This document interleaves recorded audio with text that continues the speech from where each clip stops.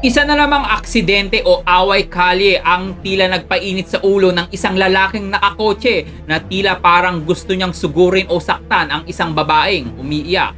Panoorin mo ang nag-viral na video na ito kung gaano kasakit magsalita si Tatang sa harap ng isang babaeng umiiyak. Bakit kailangan mo ako sabihin na puta? Nag-sorry na ako, sir! Nag-sorry na ako, sir! Nag-sorry na ako, sir! Nag-sorry na ako! Nag-sorry na ako, sir! Hindi ka talaga titigil? Alam mo ka? Nag-sorry na ako! Ay, ikaw naka-aksidente, gaga ka? Alam mo? O, diba? Sabihan mo ko na puta! Gaga ka?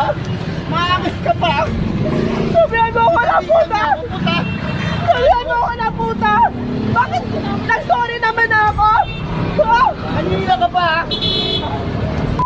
Ano ka? Tangina! Sabihan mo ko na puta! Ano ka? O, diba? Hindi ka punta, ano ka? O, diba?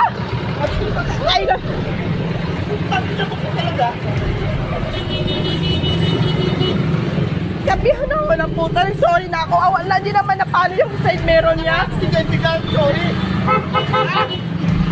Gaga! O, diba? O, diba? Tangina mo. Nanginig na ako.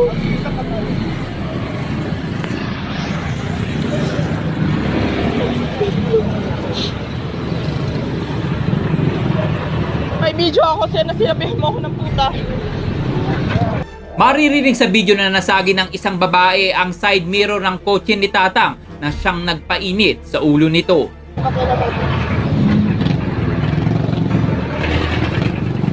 Nadisgrasa ko yung side mirror niya. Saan yung gas-gas dyan? Saan yung alog-alog dyan?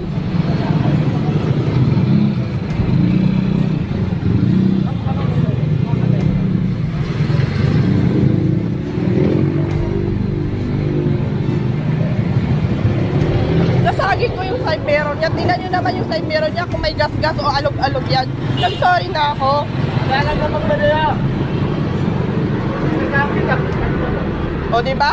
Sinabihan ako putang ina. Nag-sorry na nga ako. Anong gusto mo? Mahalin kita! Anong mainit? Anong tada?